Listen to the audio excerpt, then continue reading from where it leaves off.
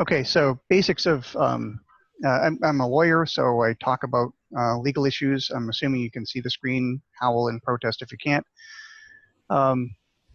What I want to talk about is the legal underpinnings of land use regulation in New Hampshire, and this is really a quick snapshot of the important issues when thinking about land use regulation.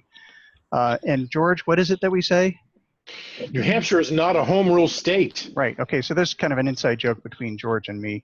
The first presentation George ever saw me make was, and he had no clue of who I was or why I was doing things, but I made this impassioned statement. New Hampshire is not a home rule state. We have this idea that municipalities have local control, and they do to some degree. But structurally, legally, constitutionally, New Hampshire is not a home rule state. States are essentially divided into these two groups, those based on their constitutions and municipal law, those that are home rule states and those that are Dillon's rule states. Home rule state means that all powers exercised by the municipality are inherent in the creation of a municipality. They don't need any grant of power to do anything other than existing. Whereas a Dillon's rule state, power has to be granted to a municipality by the state's legislature. So home rule power is inherent in the municipality, does not require a grant of power by the legislature. In a Dillon's rule state, it has to come from a specific statute. So New Hampshire is a Dillon's rule state. We're not a home rule state. So anytime a municipality wants to do something, they have to turn to the statutes and find a grant of power. So the statute that says you can do this, it's called enabling legislation. If a municipality cannot find enabling legislation to do something, then it can't do that thing. So we have to look to the statutes basically. Whenever we're talking about local land use regulation in New Hampshire, we have to look to the statutes to see what municipalities can and cannot do.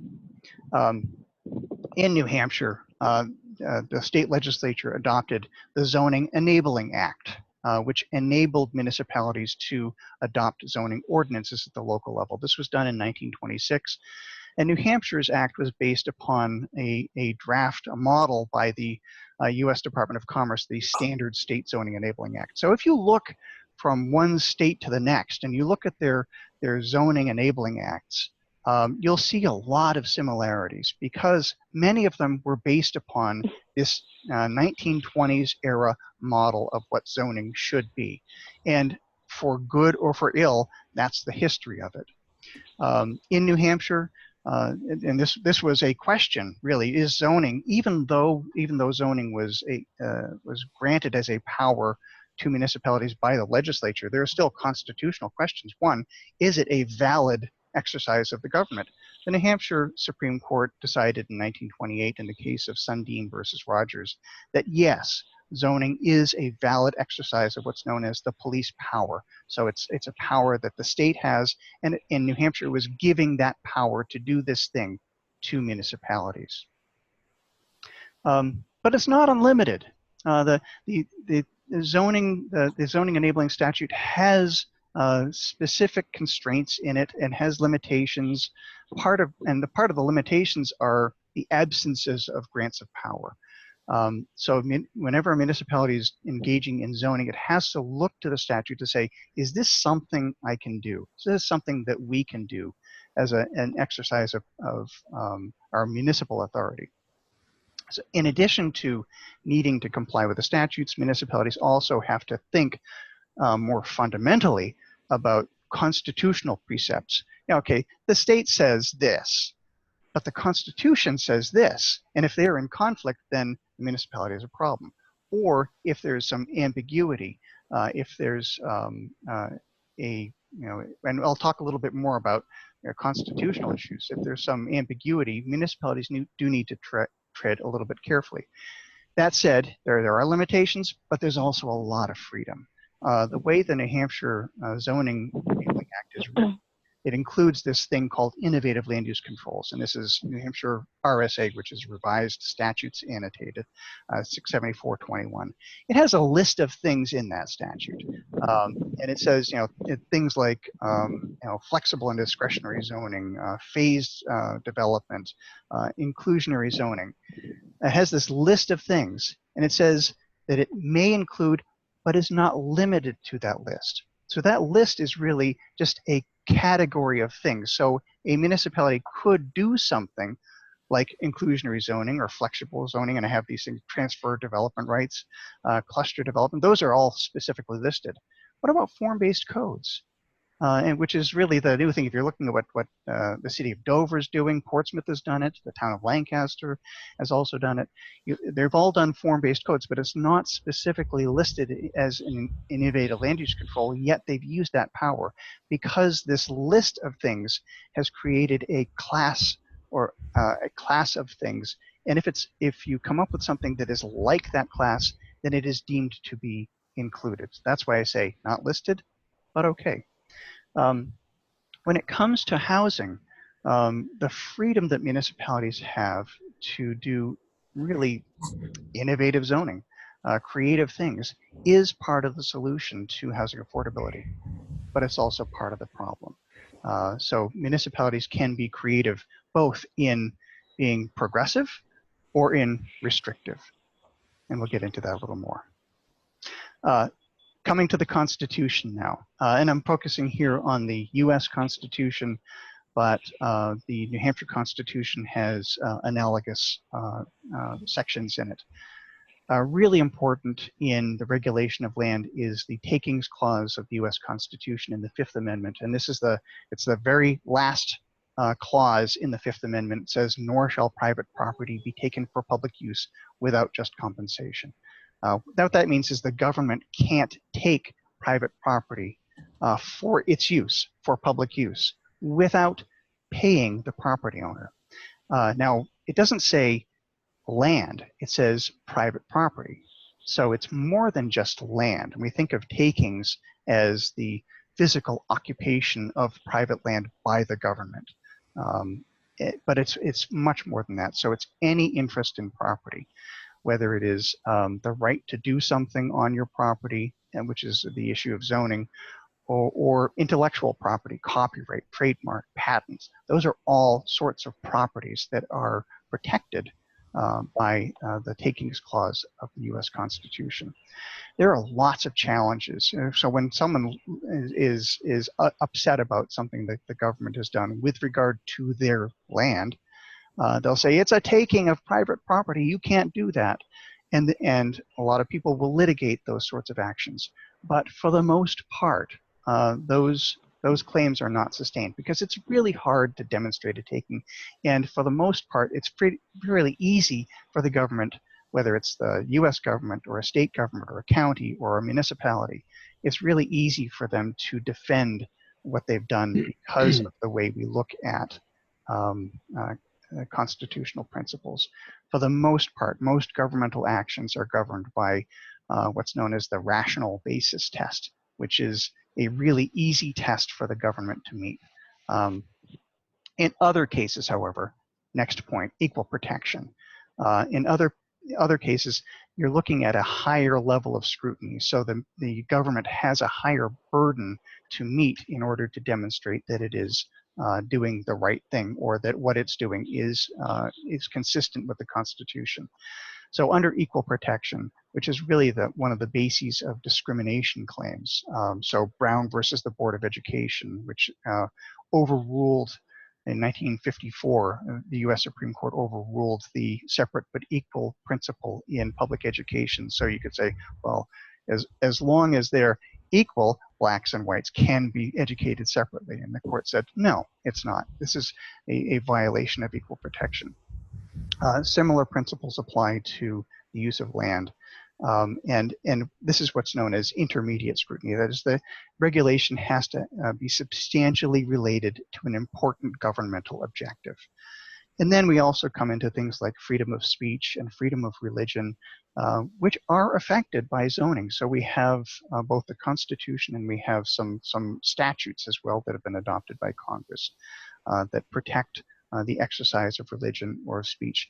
A couple of years ago, the US Supreme Court handed down a case on zoning related to signs. It was kind of a shock to a lot of planners because what the Supreme Court said was that any content-based regulation is an infringement of freedom of speech. So you think about what goes on signs that are regulated by municipalities, and most of it has up to this time been content-based regulation. You can't say that, or like political signs, well, these have to come down because they're political signs. Well, that's an infringement on people's right to freedom of speech. There's also a statute known as the Religious Land Use and Institutionalized Persons Act, adopted by Congress about 20 years ago, RLUPA, that deals with religious uses of land. And what that law basically says is you can't discriminate against religious uses of land. So you can't say you can have a place of assembly here, but if it's religious, it's got to be over here in this different zone. You've got to treat those similar types of uses the same. And there's a lot of litigation on that. So here's basically, if you're unhappy with local laws, your zoning, or some decisions that have been made under your zoning ordinance or something like that, you have two basic approaches. One, you can litigate. You can use the courts to create new law. So if you're a lawyer, or say you're working for a nonprofit that litigates these cases because they're trying to create new law. They're not just trying to win cases, but they're trying to create new law for everyone. You want to identify who are the bad actors. So some people like to sue municipalities because of the decisions they make with regard to housing. You look for those specific communities that are misbehaving, making bad decisions, or that have zoning ordinances that don't comply with the Constitution or with the Zoning Enabling Act. And that's great. So the pro, I says, you can identify cases with a higher likelihood of success. You can say, well, this is a really good case to litigate. Let's go for that. The problem is, even though these decisions might become the law of the land, they're really only enforceable by further litigation. So there was in 1991 a great case in New Hampshire, Chester versus Britain versus the town of Chester. Britain was a developer and Chester was the town, and Chester had this zoning ordinance that didn't allow for the development of affordable housing. And this came down as being a really important case. It said basically every municipality has the obligation to provide the opportunity for the development of affordable housing. And so Chester, go back and start over again. The problem is, and even though there was a lot of excitement about this case back in 1991, a couple of years later, most towns were saying, gee, aren't we lucky we're not Chester? Even though that was the law of the land, it didn't really change much on the ground. And it's really time consuming.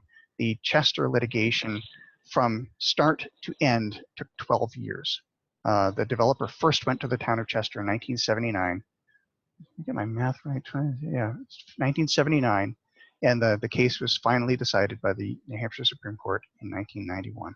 That's a long, long time, unless you're in the business of litigation and have the funds to do it. Developers have neither. They're not in the business of litigation, and they don't have the money to do it. So what else can you do? You can legislate. So you can convince the legislature that what you want to do is the right thing to do. So you convince them to adopt laws that favor your cause. Remember, you have to have the governor on your side too, because the governor is the person who signs the law into effect, or vetoes it, and then you have to override the veto, which is hard to do. The pro of this is that it's universally applicable. It applies to all municipalities. And so when we're looking for different ways of doing things, yeah, we might litigate, but legislating is a lot more powerful because everyone knows this is the statute, this applies to us. The con of legislation is that it's hard to predict the outcome. You may have a great idea, and you may go into the legislature and say, let's do this. And one legislator sponsors and say, yes, let's do this. But the 399 others say, no, not so much. Let's do this instead. You can't really predict and control the outcome. And like litigation, it's time consuming. Talk a little bit about the accessory dwelling unit law later, but that took, on my part at least, 15 years of work to achieve. The workforce housing law, 17 years of work. It takes a long, long time to get this stuff done.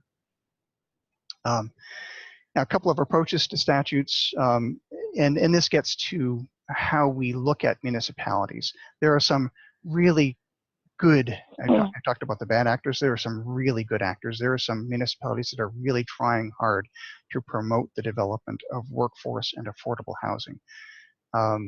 And so they're using the enabling statutes to good effect. So if they're proactive and as I say, progressive, they're great and powerful tools. The innovative land use controls give them great latitude to do really awesome things, but not every municipality is proactive or progressive.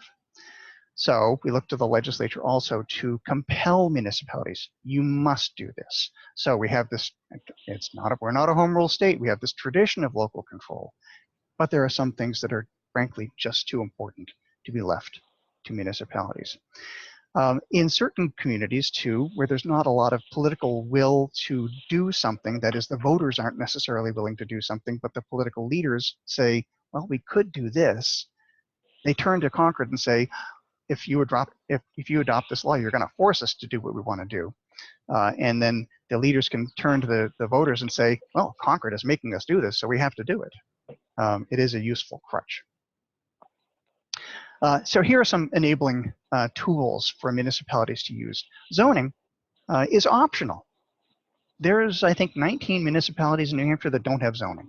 They don't have to have zoning. They don't want to. If they don't want to, so there's the town of Tamworth, doesn't have zoning, famously has a great private racetrack that is the point of many years of litigation.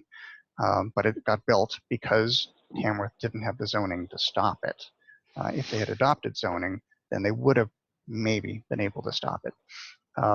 But they don't, and they didn't. Subdivision review and site plan review are also optional tools for municipalities, and there's enabling statutes.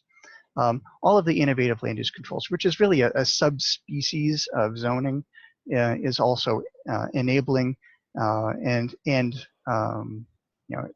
there's this partial list here, inclusionary zoning, which adds to some of the other things I've already stated before.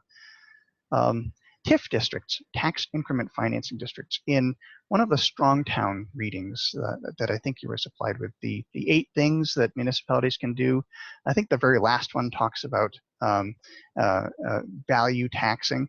A tax increment finance district is a way of capturing the value of land in a district. So a municipality might say, we're going to create this infrastructure district.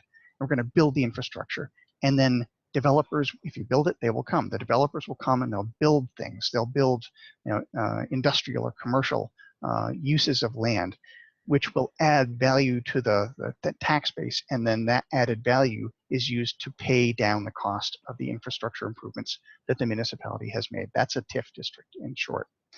And a lot of communities use this. I know Durham does. There's also the Community Revitalization Tax Relief Incentive, RSA 79E, which is kind of like TIF, but specific to individual properties. So you might have a derelict building in a downtown area, and the owner says, well, I want to rehab it, but the costs are just too much. If the municipality has adopted, at their option, the provisions of RSA 79E, then they can allow that property owner relief from the increased property taxes that would be attributable to the increased valuation if they rehab it. This has been used a lot in a lot of different communities, including Durham. And another one I've listed here is housing commissions. This is one that George is familiar with. In fact, this passed the New Hampshire legislature, I think, in his first year working at New Hampshire Housing. So we can give George all the credit for doing the work on this. Yeah. So housing commissions are an optional local body that gives advice to other bodies, so planning board, zoning board, board of selectmen, town council, on housing issues. These are all tools that municipalities have available to them. But for those municipalities that need to be told what to do, and there are a few of them, we have some mandates as well. We have the Workforce Housing Law, which was adopted in 2008 and went into effect in 2010. And basically what this says is that all municipalities have to provide reasonable and realistic opportunities for the development of workforce housing. This is the language that came out of the 1991 Britain versus Chester case. So 17 years after the case, it finally wound up in statute. We also have the Accessory Dwelling Unit Law. This was passed more recently and requires all municipalities to allow an attached ADU, which is, a mother-in-law apartment, but can't be restricted to just to family members. Every municipality has to allow at least one attached ADU in any zoning district that allows single-family housing. And finally, this is all I could fit on this page, manufactured housing. Every municipality has to allow for the establishment of manufactured housing, mobile homes. But by statutory definition, it's called manufactured housing. But they have to be allowed on individual lots, in subdivisions, or in manufactured housing parks.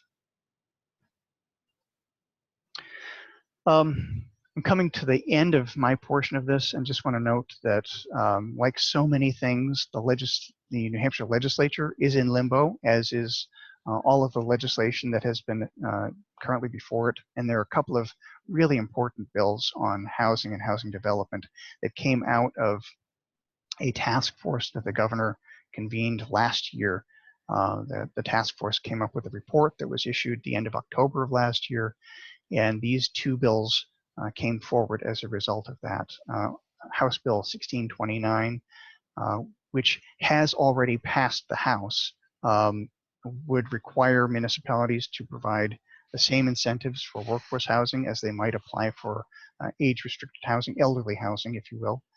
Allows mandatory inclusionary zoning, and has some really interesting fee-shifting provisions and bond requirements for people who are challenging local approvals of development, not just housing, but any local approval. Has a lot more to it than that, but again, these are a couple of high points. And then House Bill 1632, which provides financial incentives for both municipalities that want to promote housing development and also financial incentives for developers. It enhances the TIF statute to allow for housing development and increases some of the provisions of RSA 79E, the Community Revitalization Tax Relief Incentive. I don't want to stop before talking a little bit about the Housing Appeals Board, which will go into effect. This was a statute adopted last year or the year before. It'll go into effect July 1st of this year. It has created a lot of controversy for all the wrong reasons. It is simply an alternative venue to hear appeals of decisions of local boards, planning boards, zoning boards of adjustment, relative to housing and housing development. It provides an accelerated appeal. It's a simpler process. It's easier for people to litigate, but using the same legal standards. And like an appeal to a trial court of a planning board or a zoning board decision, it goes to the Supreme Court. There is zero impact on local control, although there is a lot of mythology around this legislation that it's going to turn New Hampshire into New Jersey. I've heard that. That was actually testimony before a legislative committee. But it was really needed because out of the recognition that for developers, time really is money. And developers spend a lot of time before local boards not getting the approvals that they should get, or they simply don't pursue things in towns where they know they're not going to be treated well. And the Housing Appeals Board is intended to provide an opportunity for them to get faster decisions on adverse local decisions. This is the last thing I have here, and George suggested that I cover Planning Board and ZBA at the local level. And I have another document that I found, and it covers this material. So I just want to go through that quickly. And that is here. There, George, can you see that? No, you'll have to, I think, I'll have to specifically unshare and click on the other. Yeah. stop that share and start this share.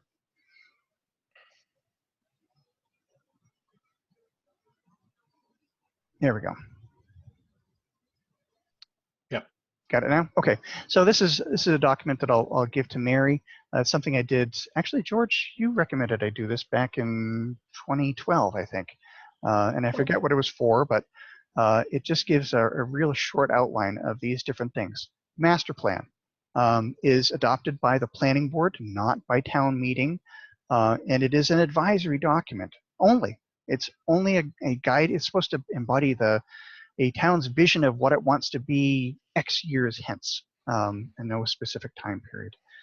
It does serve as the conceptual basis of zoning, but there, unlike some jurisdictions, New Hampshire doesn't have a consistency requirement. So the zoning is supposed to, in some way, reflect what the master plan says, but like most mirrors, it can be a very imperfect reflection. Florida has a consistency requirement. So for zoning to be valid, it has to be consistent with the municipality's comprehensive plan. That's not the case in New Hampshire.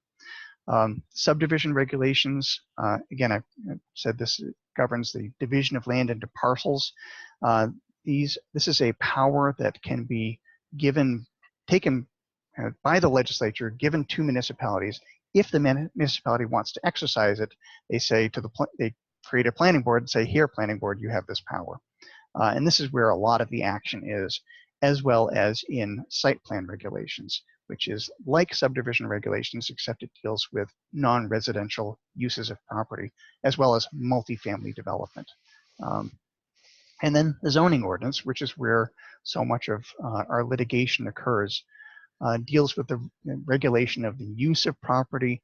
And this is where you see a lot of the dimensional standards that in effect create a lot of costs for development. It can deal with the placement of buildings on lots, orientation of building relative to sun to maximize insolation, which is great for solar power generation. This is and despite its name, the zoning ordinance, it is in fact recommended by the planning board for the local legislative body town meeting, essentially. The zoning board of adjustment doesn't develop the zoning ordinance. It's the planning board that does it after citizen input through public hearings and all that sort of thing. The zoning ordinance can contain provisions in it for special exceptions, which is a power of the zoning board of adjustment. And the ZBA also has the ability to hear appeals of interpretations of local officials of the zoning ordinance. So this is known as an administrative appeal. And then if there's something that's not in the zoning ordinance that a property owner wants to do, they go for a variance, which should be a hard thing to do, but depends on what town you're in. Sometimes it's easy, sometimes it's hard. If they like you, they might grant it. If they don't like you, they may not grant it, irrespective of the legal standards.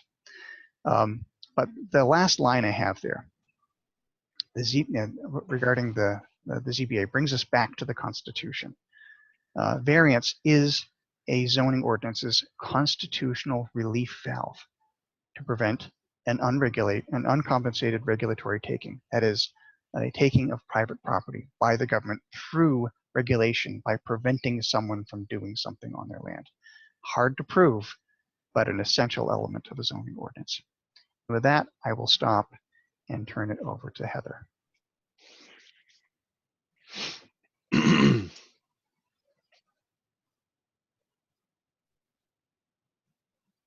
And Heather, you're still muted. Thank you for that. I was talking to myself. All right, so I'm gonna see if I'm gonna share this.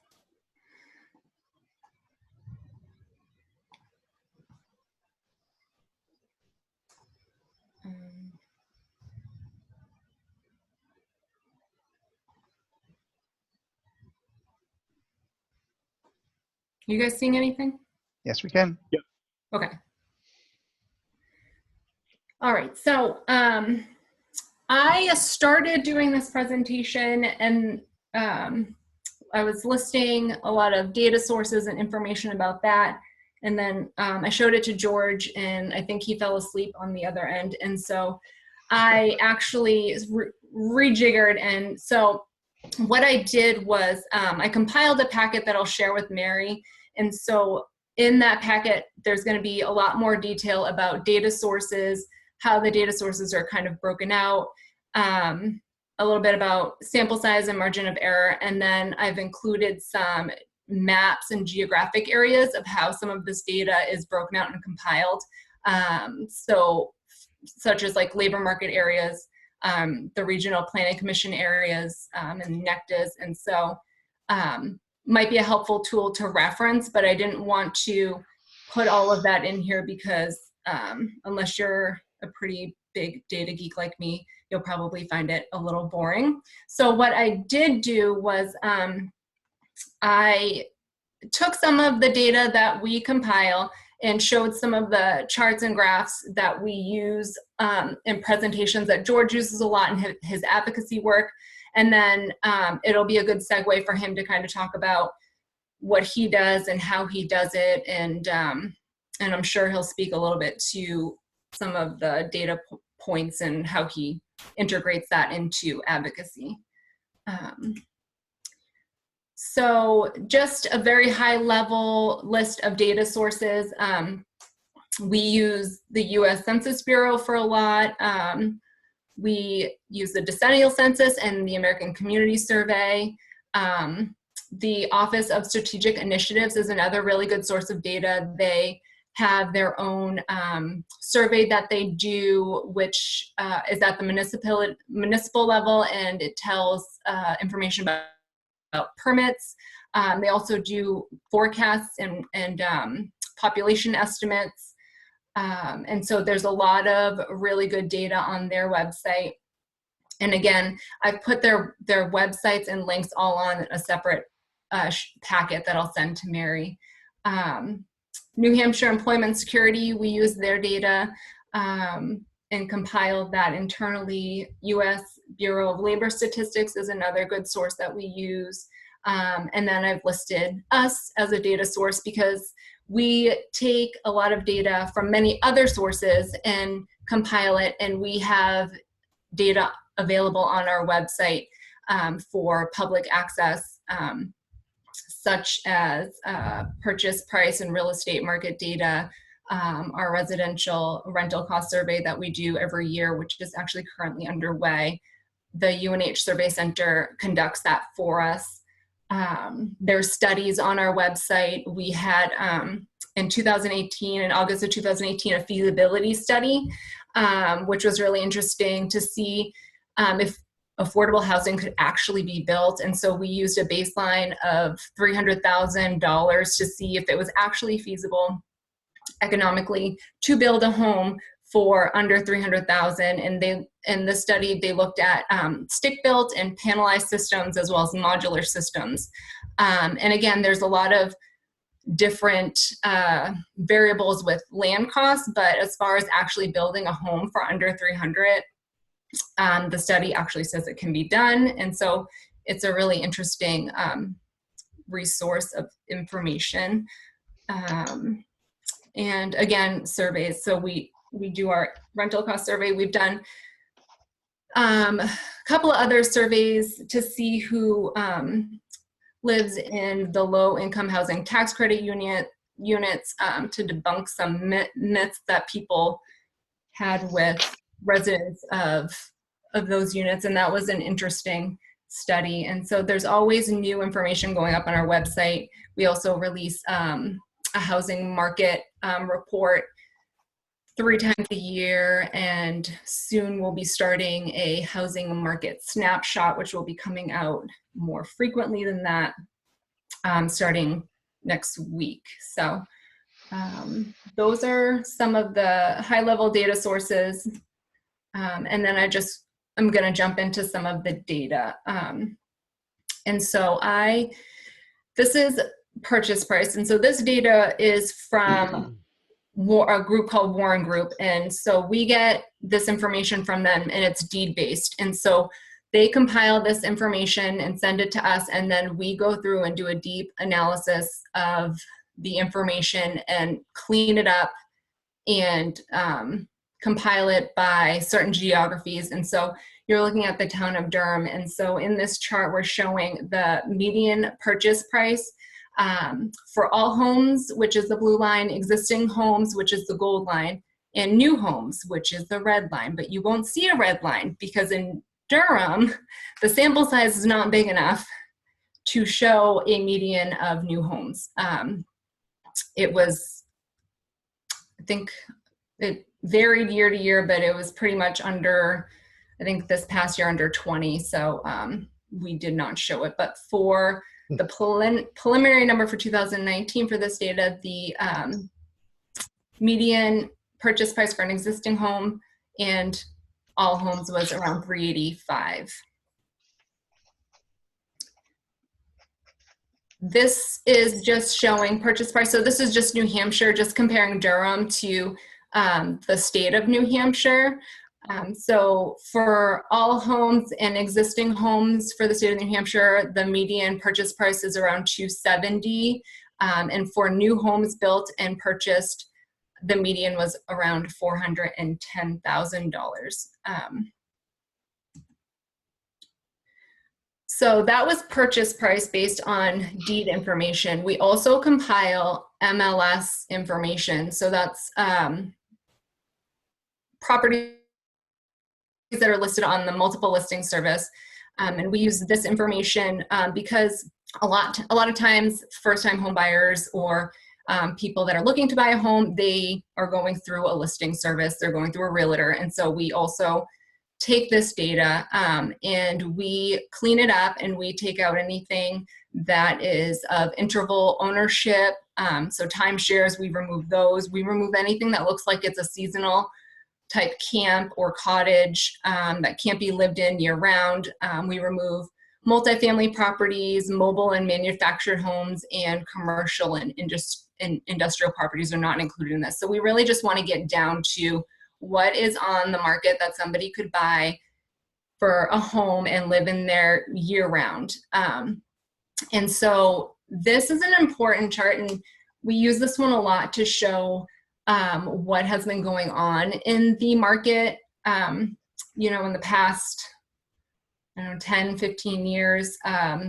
The amount of properties that are listed has been gradually going down, and not only has the number of listings been going down, but we've also crossed the number of listings that are listed for under 300,000 has crossed under the number of listings over 3,000. So in April of 2020, we had a total number of listings of 5,857. The number of listings that were under 300,000 were 2230, which is 38% of the listings, and the number of listings over 300,000 were 3627, and that's makes up 62% of the listings. And so this is important to us because we are always thinking about that first-time buyer or that person that wants to get into the market and what's affordable to somebody maybe starting out or trying to buy their first home. And so affordability is something that we're always watching. And so, you know, it's with the tight market we've been seeing recently, this has been a challenge for a lot of people trying to get into the market. So another way we analyze the MLS data is we look at the months to absorb. And so this, what the months to absorb actually means is if nothing else was added to the MLS for inventory, with the current sales pace of the prior 12 months, how long would it take to sell off everything that was listed on the market? And so I'm comparing Stratford County here to statewide numbers. And you can see Stratford for an annual number for 2019 was at 3.9. So in 3.9 months, everything listed on the market in Stratford County in 2019 would have been sold in under 4 months, which is fast. As you can see, in 2008, Stratford County was at 13.1. So again, inventory has been really tight. The market has been really tight, and you can just see that when you look at the months to absorb. The other area of housing we look at is rental data. So we do our own residential rental cost survey. We do it every year. The UNH Survey Center helps us with this, as I had said previously, and we do it from April to May is when the survey is actually undergoing. So it's undergoing right now. And we survey property managers and owners of rental properties. And it's a voluntary survey, and people fill it out, and we take all this information and come up with what the median rents are within certain areas, as well as vacancy rate. And it just gives us a really good idea of what's going on in the market. Rental data is really hard to find. You can find rental data in ACS, but it's old, and it also, there's a lot of seasonal rentals. And so we have a really good method and source of getting this information, and a lot of people look forward to it every year. And so what you're looking at right now is the Dover-Durham NECTA area. And so I think this is, I'm just trying to count how many, 2, 4, 6, 8, 10, 12, 13, there's 13 towns within this NECTA. Durham is in here, Dover, Madbury, Somersworth, Stratford, New Durham, Lee, Rochester. They're all rolled up into this geography. And so for, in 2019, for all units, we were at $1,259 for a gross rent. And for 2-bedroom units, it was $1,347.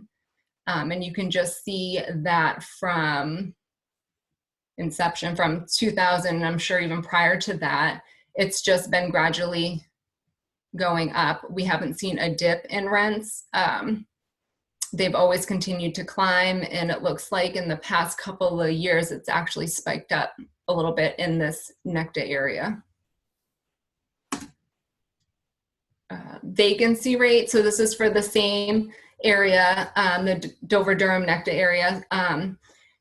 We consider a balanced market when we look at vacancy rates between 5 and 6%, which is where that green line resides across the screen. And you can see that we are well below 1%. So that's saying that if I want to find an apartment, I don't have a very good shot at doing that with a vacancy rate that low. It's going to be very challenging for somebody to get into an apartment or find something available. And even what is showing available, if it's under 1%, even if it's under 3%, they say that that's people just turning over units. They're getting them ready for the next person.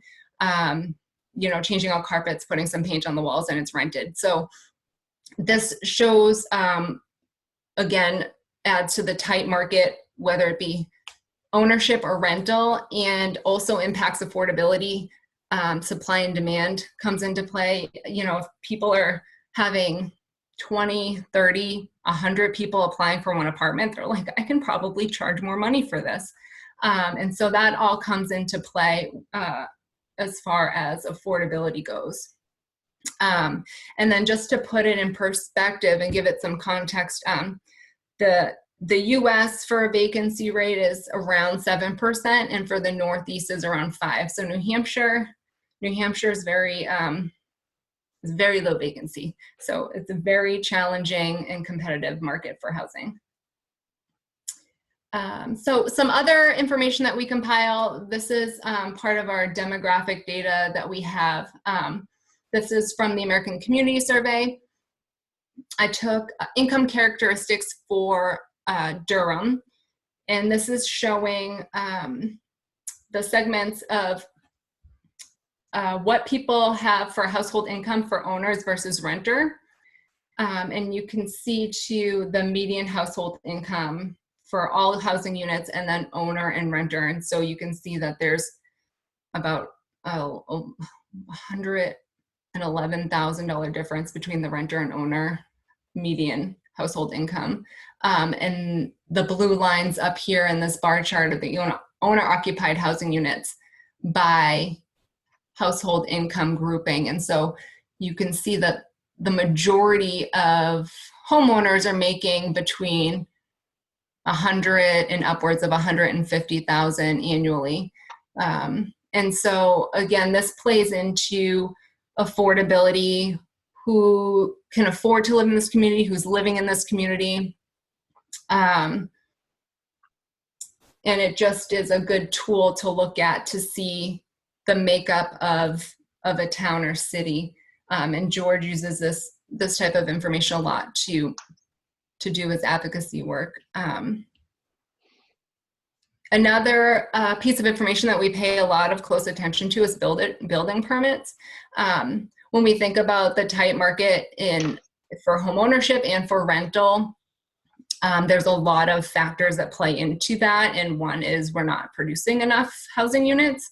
And so in this chart, the green line is the single family housing units, and the orange line is the multifamily permitted units. And so multifamily's been coming back a little bit, and so they've been doing more with that recently.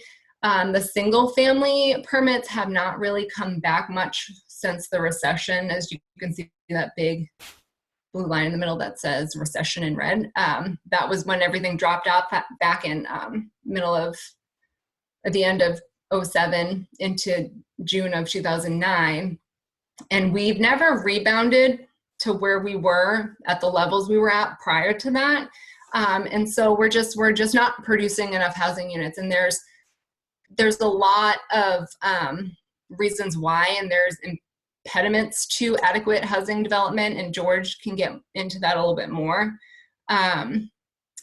But all of this data, I mean, I like data, and so this is interesting to me, but some people just glaze over and they're like, I don't really know what this means. And so unless you're really into this stuff, data doesn't mean much until you kind of put a message to it and tell a story with it. And that's what George does really, really well. And so I think that's my segue into you, George. I think that's my last slide. So again, I'll send Mary the more detailed information that I have on the sources and what's included in the sources, the geography, how it's compiled, and then some websites, and then I have some maps and some other data sources that she can send out to you guys. So with that, I will push it off to George. Ooh, okay. I'm trying to add a slide as we speak. Oh, should I keep going? No, I just wanted to see something. I was pulling up your Durham information at the 385. Okay, good. Right, do I have to unshare this? How am I? Yeah, there should be a button that says stop share at the top. Oh, okay. There we go. Very cool. Thank you. Great. And let's see. I'm going to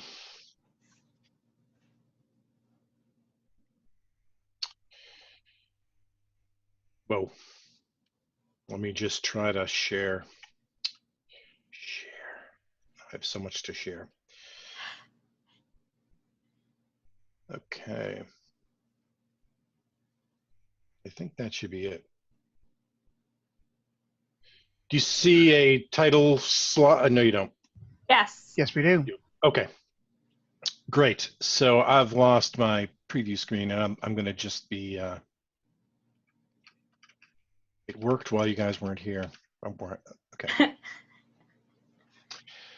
Okay. I'm not actually sure what you're seeing, but you're just seeing a full-blown presentation, right? We see your presentation, but it's not in slideshow mode. Okay, that's what I thought. How about now? Yes, good. Great. Excellent. So thank you very much. I've just got Sarah, your face is in the way of my preview slide. All right, so I thought that was really good information about data, and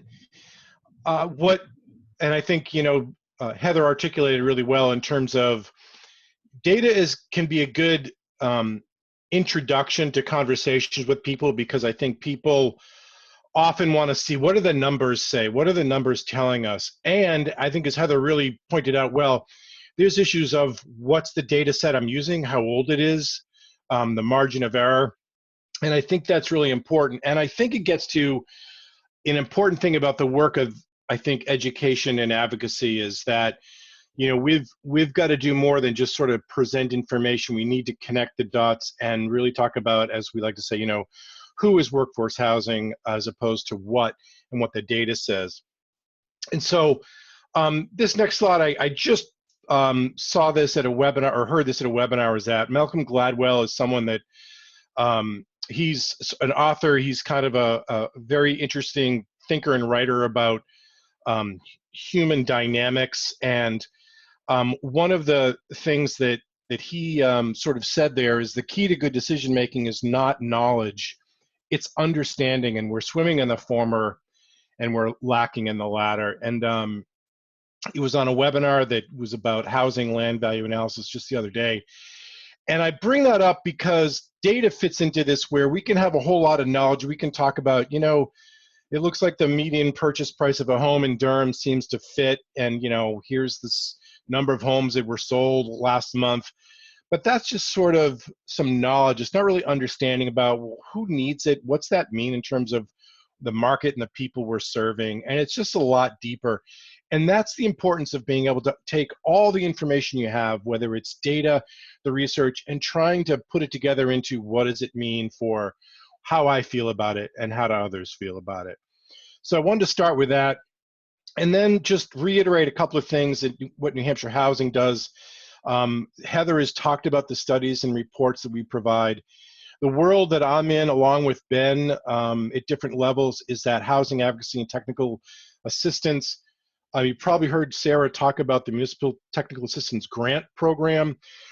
The reason I bring that up is that communities such as Durham, and you're asking questions about what's the issue in Durham, and hopefully trying to solve it. Some of it is about what are resources available to communities to really help solve that, not the least of which is community outreach and engagement and conversation. So I just wanted to leave you that before I get into it's been kind of talked about, and I want to frame a little bit more about what the housing challenge is. And so in New Hampshire and really across the country, but certainly people argue we're one of the oldest states in New England and in the country. But the important thing about that is that, yes, we're an aging state overall, just by terms of all of us growing older, the baby boom. I'm at the end of the baby boomers. I was born in 1964. But as we know, the millennial population is a huge population coming up through the ranks. And so when we think of the housing challenge, aging population is important. And part of that is because we've got older people that are seemingly trying to downsize or stay in their homes, and young adults who would maybe like those homes or maybe the rental places that people are living. But they come at that differently. They have a different financial picture. You have a different financial picture than maybe what decision makers are aware of. My UNH tuition and my grants, scholarships, and bills were nothing relative to my income that I earned post graduation. Older adults want to grow old in their home or in their community, and there's a lot of folks in Durham that want to make sure they can either stay there or be able to be somewhere else in community. I look at the big, I forget, is that, what's the big assisted living over there? I forget the name of it, but. Riverwoods. Yeah, of course, Riverwoods. I go by it all the time and get on the highway. And then just looking at our housing stock, you know, what's Durham's? How old is it? A lot of single family? Yes, it is. You know, what's multifamily for the university versus for anyone else? And that's not, you know, maybe a little different take at UNH, but it's still a challenge across our state of the mismatch of housing stock. We have a lot of older housing. We have a predominant amount of single family housing. And so the question one asks as we're dealing with what we think the problem is what are the housing options that we have now? So what is out there? What's Durham's housing stock like? What do we need and who do we need it for? And Ben mentioned master plan, and as sort of an advisory document, Durham has a robust master plan, and perhaps you've read it. They seem to be very thoughtful about what's going to happen in the West End. Its proximity to, you know, kind of a lowercase t transit-oriented development. We do have the Downeaster that goes through there, and a desire, when I think an important one, to balance industrial and commercial growth, because that also pays bill with residential growth. And where do you put that? And then the big question is, what do we allow? And that is really, really important. And that just gets back to, I always go back to land use regulations. What are the land use regulations saying? What are they allowing? And just a bit here, you know, New Hampshire went through a housing boom in the 80s. And what we've seen is a lot of the housing ordinances in place now are a response to things that happened a long time ago. And so we get to a different demographic. We're aging, we're having fewer children, we're getting married later, if at all. And single people more over are, if they can, owning their own home or living alone. And so that creates a similar demand for housing shared by an older and younger groups. So if I'm in my house and I want to downsize or rent, you may be looking for it. In fact, I live in Dover in a ranch. A lot of people would want to buy that. But because I look at the fact that I may have equity in my home, I'm looking at what are my possibilities. I may sell it for a lot, but I'm going to turn around and have to pay a lot. Maybe I'll invest in a housing renovation. And take a look at Ben and Heather right now, because then I'm going to say, and they know my housing renovation woes, and one of them have got to be rolling their eyes. I can't see them. I've been renovating my house for a year. But what that means, aside from that story, is it's not on the market. And a lot of people are choosing to invest in their home rather than move out. And so that limits supply. And I think we know one-size solutions don't apply. And that the part of the housing challenge is, what are people thinking in the places where they live? I go back to Malcolm Gladwell, because that was from, I think, the book Blink, that quote. And he talks about how people's past experiences really impact their decision making. So if I didn't have an issue with student debt, I may just be thinking, well, you know, I had to deal with it, and so do they. And and depending on how you engage, that can remain divisive forever. Factors with a capital S at the end that influence the ability of the market to respond, and that is, again, some land use regulations. And that's where I want to get into the 5 Ls. And so this is what we talk about a lot. And I think it's important because I know you've been doing a lot of research about, okay, what is the data telling us? Let's review some of the land use regulations, and you've indeed asked questions, what do you think are getting in the way? But this isn't so much just the impediments, it's also the influencers, and it's the 5 Ls. So in a lot of communities, they try to address perhaps affordability by maybe adding some density, or saying, we'll give you a density bonus in exchange for a certain % of units that are more targeted. But what sometimes towns, even if they're trying to do this, might fail to recognize is cost of lumber dictates whether a developer can actually achieve that goal or will even pull the trigger in your town. Do they have the workforce? In the southern tier, there's a lot more labor force availability, but if you're lacking a labor force, that contributes the availability of developers to build something, and the ability for them to build something that might be considered more affordable. What's the impact of land? And I said land's finite, but its use is variable. There's a lot of people say that, you know, we're built out. Well, some of you may be built out at 2-acre zoning, but it doesn't have to remain 2-acre zoning. And I'll get to that in the next slide just a little bit. And certainly influence of loans. And we did a study and talked to a lot of developers, and it's not so much the loans are the problem, it's all the pre-development work and the regulatory practice, which is the laws, that really impact their ability to finance a project. And that goes back to, how much does land cost? Because laws regulate that, that cost and that price. And so those are the 5 Ls. And so I think those of you that we're kind of looking at our single family study, and Heather mentioned that, you know, it looks like it's feasible through panelized or modular, maybe even stick built, depending on the site layout, site characteristics, that a developer could probably build something for under 300. But the other element is, what about demand? If we don't have, and Heather pointed out, not a lot of homes, new homes for sale in Durham, if someone could build something for that, why would a developer want to sell it for under 300 when someone's easily going to want to pay a lot more than that. And so the impact of demand gets into play.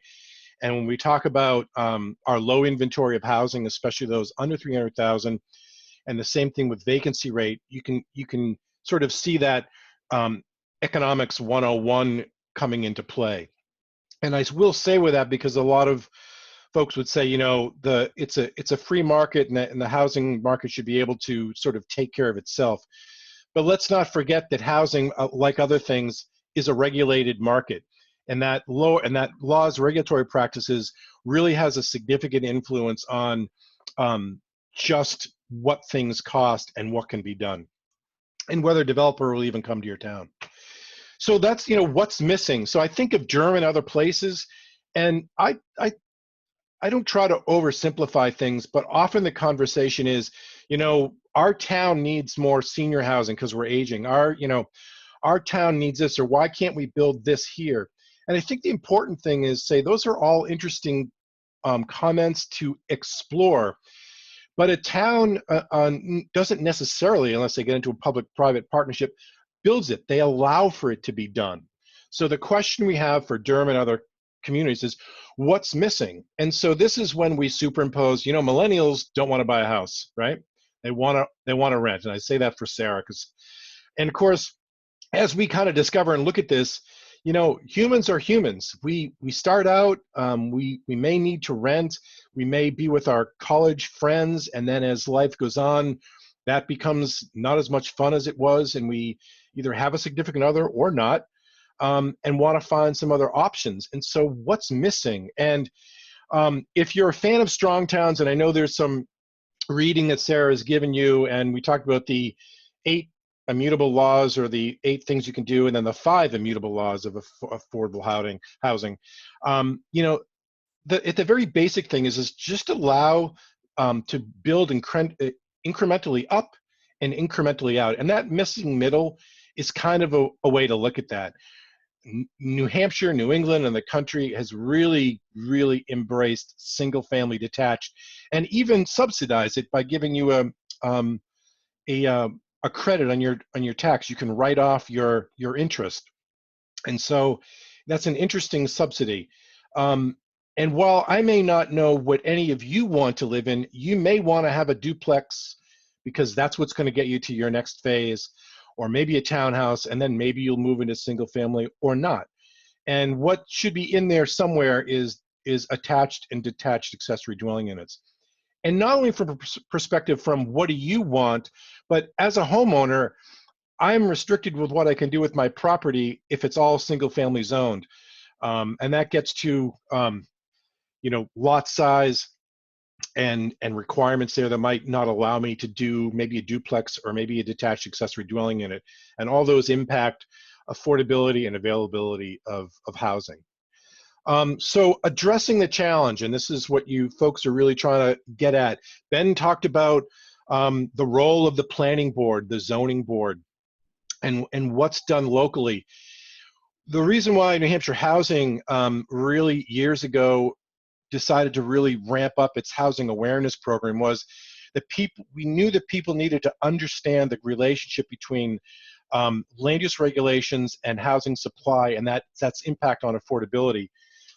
If you know of Russ Tebow, who's the president of Applied Economic Research, he's a sought-after person at the state level, legislative level, and all over to sort of give his take on all sorts of things, including housing and its impact on the economy. And he said years ago that local housing policy has a structural impact on economic growth and stability. And he showed that happen in the late 90s, where we sort of made our economic downfall happen sooner because we couldn't bring in enough people to fill the jobs that were needed. And if that seems long ago, certainly that is the challenge that employers have been trumpeting for years now about trying to find employees for their work. And not just at the top end, but people that are making coffee for us and everything else.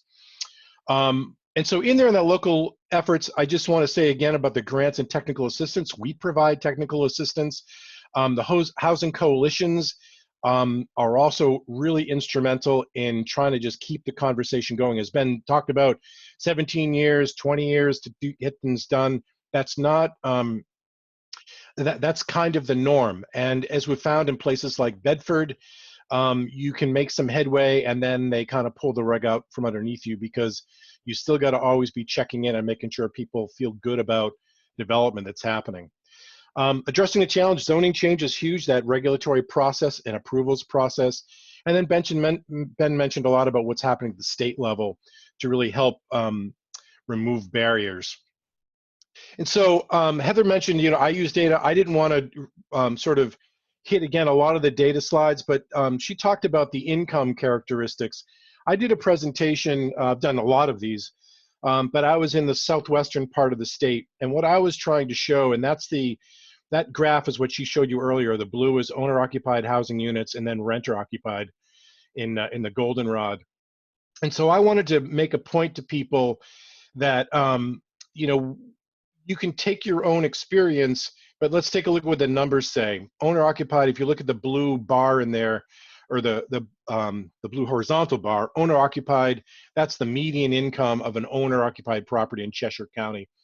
And they can afford, essentially looking at some percentage down as an interest rate, about a $240,000 home. On the rent side, not paying any more than $30,000, they can afford about $836 a month.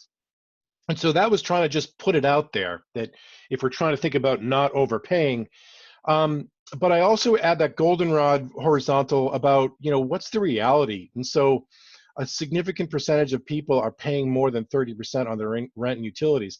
What does that mean? Well, in this day and age, if I've got, if I'm commuting a long way to work and I've got high college debt, it's not a lot of money I've got left over for the things that I want to do and the things I want to save up for, including maybe what a home would be. And this also shows that even homeowners have a difficult time as well. So I think that's important to look at that, and then you take a look at what they can afford, 836, and take a look at the data for the same county, Cheshire County, and there's the 2-bedroom gross at $1,100, and then all at about $1,100, and what can they afford? So they're having a hard time, and this had. I didn't put in the vacancy rate, but it's very low vacancy there. So not a lot of inventory, it's expensive. And so that causes problems, coupled with the fact, and this is another way of using data to tell the story. AARP does a survey every single year, and this is one of those preferences to remain in your community or in your current residence. And so we see that, and it's another way to look at how do we think about this in terms of accommodating folks that are older, but also realizing that that's not always going to be the case. And so I've got some data here as part of telling the story, but as Sarah has said, and what I believe in is that it's really down to the who is workforce housing, but who are the people we want. And Sarah and I both actually use the term workforce housing almost not at all. I would not want to walk into a Durham planning board and say, you need more workforce housing. And by the way, here's the definition.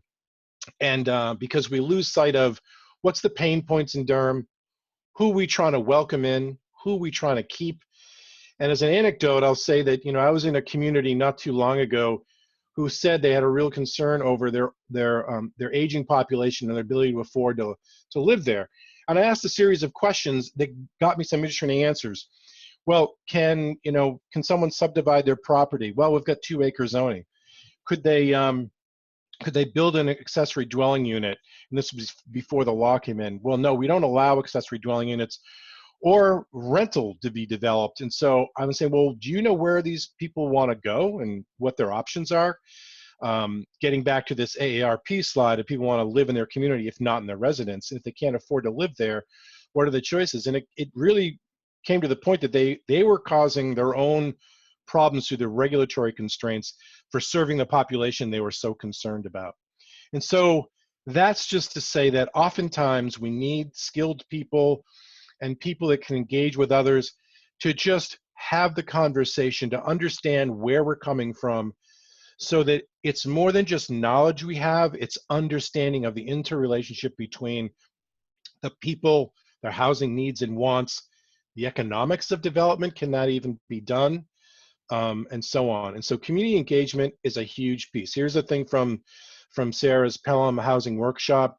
And engagement that especially uses an ability to interact verbally and together with one another. And in this COVID environment, we're challenged with that. But you know, here's a workshop that was trying to say, what are we trying to do in Pelham and what does it look like? Because without visuals, there's oftentimes people's myths and getting back to what they know can derail a conversation. But engagement is an important, it's a back and forth. Outreach is one way.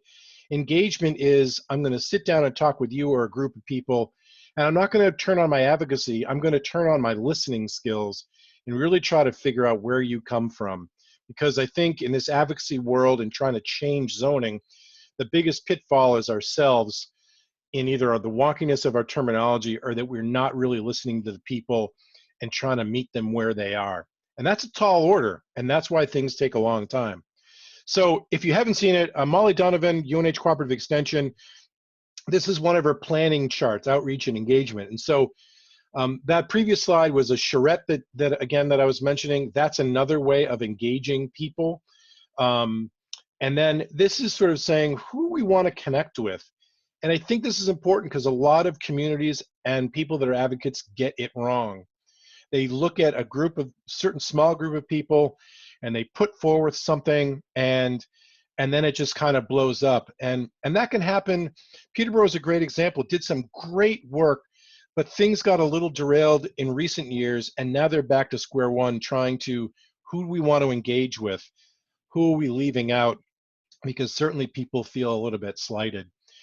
And so I just wanted to make sure we understood, as you're looking at this and what can be done in Durham, one of the most important things is how do we talk about this problem and how do we engage in it in a way that values other things like conservation, our elderly population, our employers. Durham, you know, UNH is clearly the 800-pound gorilla at over 1,100 employees. Goss International is a tenth that size at 195. But this isn't about Durham taking care of Durham. It's a regional economy and a regional housing approach. And that's why Heather chose to use more regional housing data than just what's going on in Durham.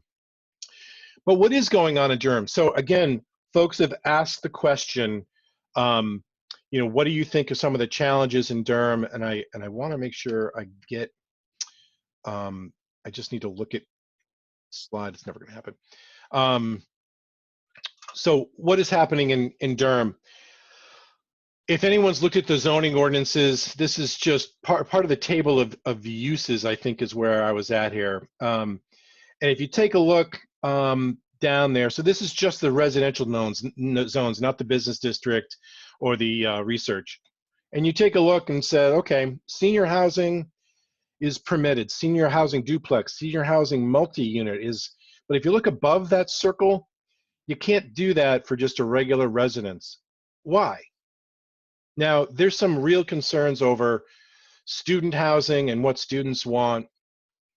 But effectively here, if we're in our master plan, and Durham says it as well as every other town almost in the state, they were trying to, you know, have a vibrant community that's got a mix of amenities and a mix of people.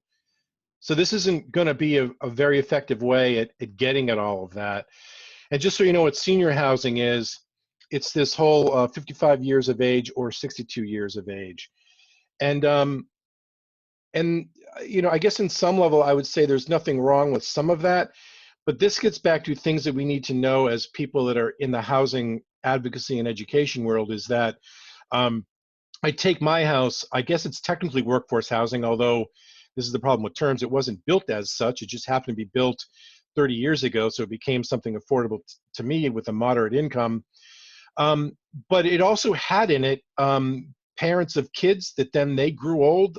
The husband died, she was in her 80s, and then a guy like me bought it. The house across the street had a same aging couple, had clearly raised their family there. And the people that bought it are two people with 2 kids and 2 dogs. So that housing is able to serve the needs where people are, whether they're 55, 65, or 35, or 25.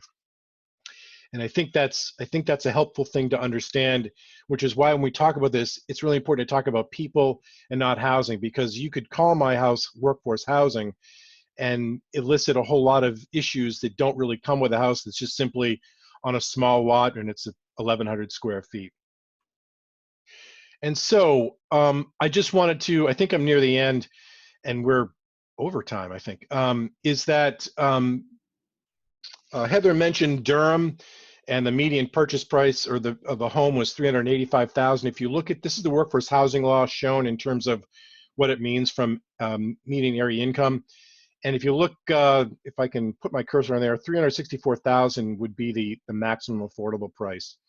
And so I looked at that, and so there's a challenge there. And then I looked at, this is the last thing I was doing. I don't care sometimes about statistically relevant numbers. I just want to see what's going on. And so that purple line are the new homes, $450,000. I didn't do the numbers and I can't go back to it, but I'm sure that's not that many. So the question isn't so much, what do we have for existing housing stock that's 40 years old that might be affordable, all 8 of them, but what are we bringing new onto the market, not on just the purchase side, but on the rental side. And so when you look at your zoning, the question is, do we allow multi-unit somewhere? Durham has a lot of restrictions on 3-person households, even with an accessory dwelling unit. So if I put an accessory dwelling unit on my house and I've got a wife and a kid, I don't know, I can't really have, well, it's unrelated, so maybe I can have somebody else, but there's a lot of restrictions, and I get the problem. We're worried about, do we have an overpopulation of students? But a lot of times for me, and I think we think about this with short-term rentals and others, is some people are going to game that and use it, but we are looking at property owner rights and what's best for the community, and not everything is going to go the way we think it's going to be. Getting back to, we're going to have people from other states coming in, or going to be in New Jersey. It hasn't happened. It hasn't happened even in a housing boom. And a final thing, tools for housing creation. Ben talked a lot about this, but I just want to sort of keep that, before I tell you some resources, to keep that into context, that some of this isn't building a massive workforce housing project somewhere. It's considering where we allow multifamily. Durham has cluster zoning. Do we allow accessory dwelling units and detached, because the law only speaks to attached in terms of the state law, and some communities have adopted detached, but some others. Smaller homes on smaller lots, infill development, what's available in Durham and other places. Ben mentioned inclusionary zoning. Is Durham a place where if you can give a density bonus, maybe in exchange you can get some units that are targeted as opposed to the 400 something? And so all of those other things going down there, just things to think about. And then finally, I think this is in your reading, but Housing Solutions for New Hampshire goes through a lot of different scenarios that were just on the previous slide. The Meeting the Workforce Housing Challenge, it lists at almost the top things beyond density is, look at your minimum road frontage requirements. Durham's road frontage requirements are pretty big in some cases, 150, 200 feet, and really require like half-acre or more zoning, even in places with infrastructure. Messaging is always a challenge, so I encourage you to look at frameworks. I think Sarah had a couple of things. This playbook is really interesting in talking about how we talk about housing. And then we talked about the resources of strong towns, and I think that those two are really good. The 5 Immutable Laws is really good to read because there's a whole lot more links to it that is really helpful and knowledgeable. And what I like about strong towns is they really try not to be wonky about it, and they help you get an idea of understanding something more than just the knowledge base. And I think that's it for me. So I'm going to unshare my screen. Thanks, George. Yeah, I took a look at Durham zoning ordinance fairly quickly, and one observation I would have about zoning is if you want to make it hard to do something, that's really easy to do with zoning. Durham zoning ordinance is extraordinarily complex. It comes in at 187 pages, which is not outside the norm of larger communities. My town, which is a lot smaller than Durham, I live in Warner, and we don't have a university. We don't have a lot of commercial activity other than Market Basket and the state liquor store. But our zoning ordinance is 40 pages, and I think it's actually too much for the actual development activity we have. But a couple things I noticed in Durham zoning ordinance. One, with regard to workforce housing, there is a reference to workforce housing being consistent with the developer's guidance document for affordable housing, January 2011. The citation of this is on page 151 of the zoning ordinance. I could not find that document, that guidance document, anywhere on the town's website. If you want to make it hard, it's easy to do. George talked about density bonuses. The workforce housing provision in the town zoning ordinance does contain a density bonus for workforce housing. It's a density bonus of 20% of units, provided that 20% of the units in the development are affordable. That's not much of an incentive. In fact, that's essentially zero incentive for a developer.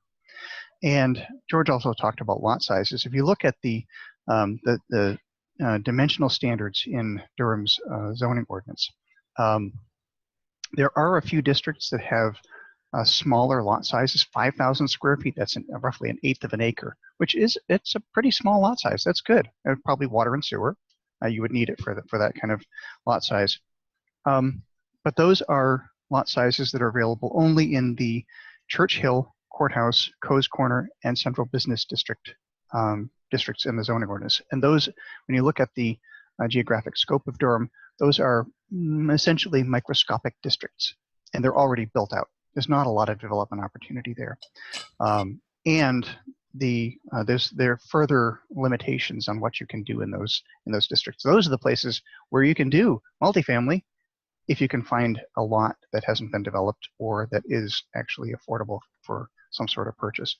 It's really hard to do workforce housing in Durham because of the zoning.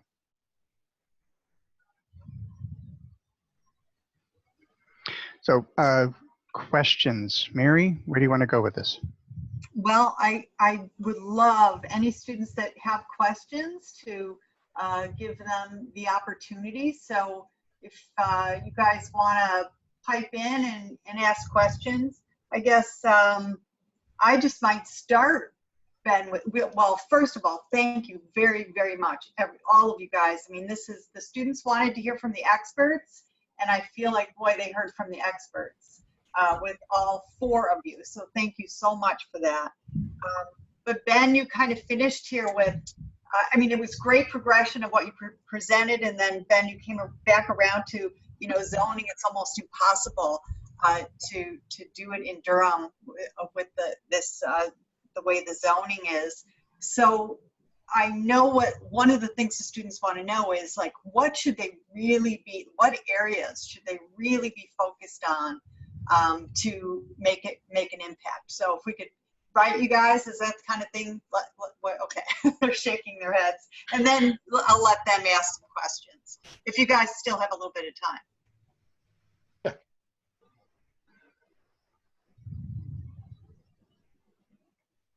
So maybe the top 3. George. Well, I do know. Well, what do you want to do?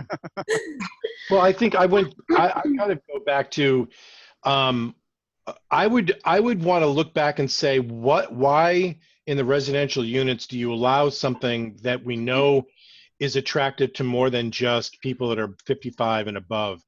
And so I would want to look at that and say, what is the concern, and can we do away with those? Can we do away with the age restricted part and just allow something more to happen there, and take that away? That would be the first thing.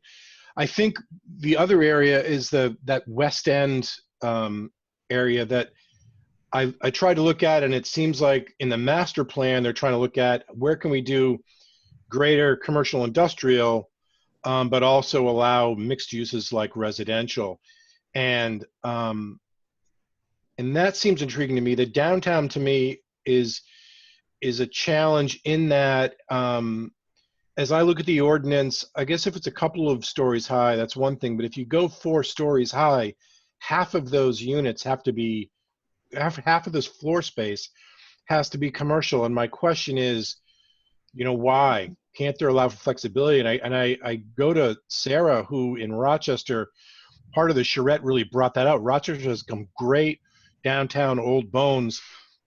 Some of the floor area is incredibly large in the ground floor, and they only required ground floor. And allowing that opportunity to move with the market, move with people's desires, why restrict it? Why not allow it and let the market take care of it? They talk about walkability in downtown Durham, and I get it, you know, for commercial too, but in a lot of places, that is a tough equation for a developer when they're looking at the payback on that, how that's going to work. And so allow more flexibility. If they can make it work, great. 2 floors commercial, 2 floors residential. And I think that's maybe a missed opportunity. You know, I've been talking with the planners in Durham for a couple of decades, actually. And I always hear the same thing. You know, we know we need more affordable housing. So what do we need to do to encourage this development? Oh, but we don't want it to be occupied by students. I'm getting to the point where I think my response is, get over it. You want the town feels like it's the university's responsibility to develop student housing. Okay, so you want the university to develop student housing on university property that's not taxable by the municipality. Whereas instead, you could allow private market development to build student housing that would be taxable, would bring in revenue, tax revenue to the municipality. What's the better option for the municipality? Get the tax revenue or not? You're still going to have the students one way or another. And, you know, students aren't really bad people. Absolutely not. Right? Absolutely.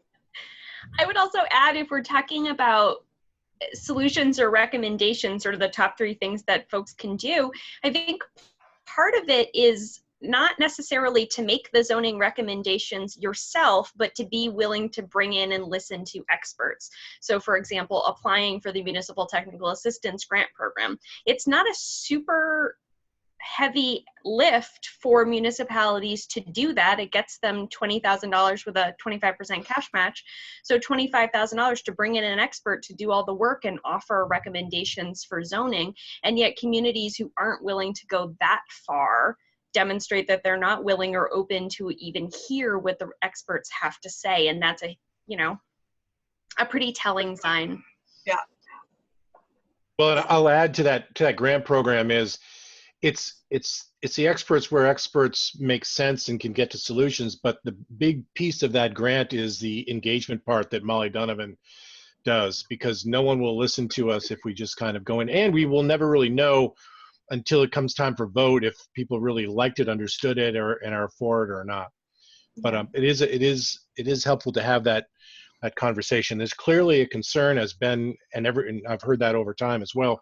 And that's the thing. It's like, you know, zoning so much tries to stop things when it'd be great to say, allow it to enact your master plan, realizing it's not perfect. Maybe it needs to be tweaked. Right. I have 4 questions that I wrote down while folks were talking, but I want students to feel encouraged to hop in with questions if and when you have them, while you have all of this expertise here to answer those questions.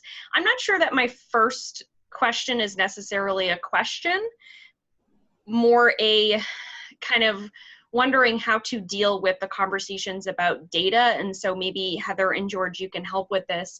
A lot of times data is being used. So we have a lot of, in a university community, we have a lot of really, you know, smart people who love to argue about the data. And I find that derails the conversation. And if you want to see it firsthand, last September, I presented about housing to the town council, and the entire presentation, before I even got to talking about the people, before I even got to talking about the solutions or the MTAG program or the coalition, the entire presentation got derailed by one counselor who wanted to argue about the data and basically explain why Durham doesn't have an affordable housing crisis. And it was really weird, and I'm not sure where his data came from, and I didn't get into that with him, but he very much wanted to talk about, first of all, we know the workforce housing limits, and so that's great, and at the time it was 312, 500, and he pulls up Zillow on his phone and he's like, look, here's one for 310,000, like, we're fine, which is just a totally ridiculous. So, like, how do you put up with people like this, who unfortunately is not just a NIMBY, he's also a NIMBY who's on the town council and the planning board, so he's a NIMBY who's also a decision maker. Right. I think George is probably out in the front lines dealing with this probably quite often. For me, looking at data, again, if you're not in the data day in and day out like I am, and George, I sit next to him in the office, so it's in his face every day. There's a lot of nuances to the data. There's a lot of you go down to a town level, it's going to be extremely volatile. But there's also that piece where it's like, people have their mind made up and they're looking for anything that's going to back up what they already think, whether it's a good source of data or not. And so that gets to, I think, what George does.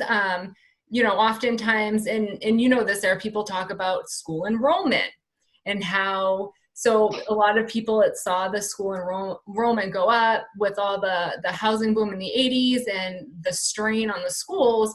And there are people that still have that in their mind when we have numbers that show that school enrollment's declining. And in fact, there are schools that are shutting down, but people will still sit there and argue with you. And so I don't, George, how do you deal with that? Because I know that comes your way quite a bit. I give a grant to Sarah and have her go in. It was funny. I was going to say my instinct was to invite George to come and argue with this guy for me, because I just like. So I think I will really put a couple of things. This is where I said at the outset that data only goes so far. I spent a significant amount of time in Peterborough a couple of months ago.